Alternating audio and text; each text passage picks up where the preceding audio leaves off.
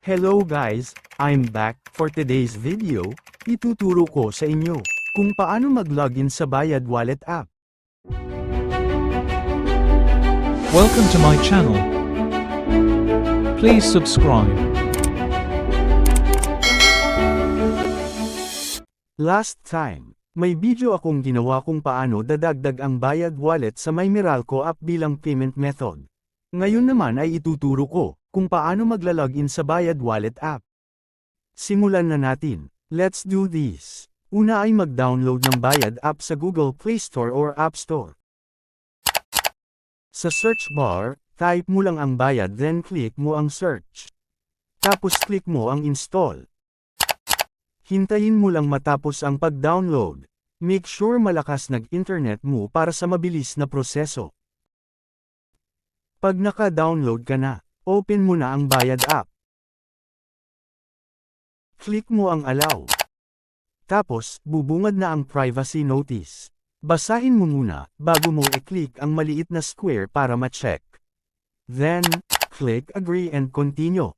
Bubungad na sa'yo ang Let's Get Started page. Kung saan dyan, mag-login, pero kung wala ka pang account ang gawin mo ay mag-sign up ka lang. In my case, nakagawan ako ng account nung time na dinagdag ko ang Bayad Wallet sa My Meralco app payment method. Kaya naman, magla-login na lang ako, kiklik ko na lang ang login sa bandang gilid. Type mo ang mobile number na ginamit mo nung gumawa ka ng account as your username, then yung password mo, tapos click login.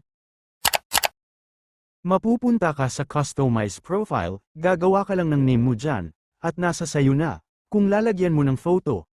Kung tapos ka na gumawa ng profile, click Next. Tapos click Continue.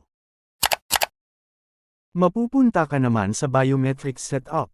Nasa sayo na din kung gagawan mo na, or next time na lang. In my case, isa-set up ko na ang aking biometrics. Kung ganun ka din, click Game. Then, magno-notify ng Enable Biometrics, click mo lang Yes, at mag-scan na ng iyong thumb fingerprint, hanggang sa yun na, tapos ka na din mag-update ng iyong account, naka-login ka na din. Mapupunta ka na sa homepage ng Bayad Wallet app. At yun na, sa next video ko na lang share kung ano ang menus at mga services meron ang Bayad Wallet app. That's it for now. Sana ay may na-share ako.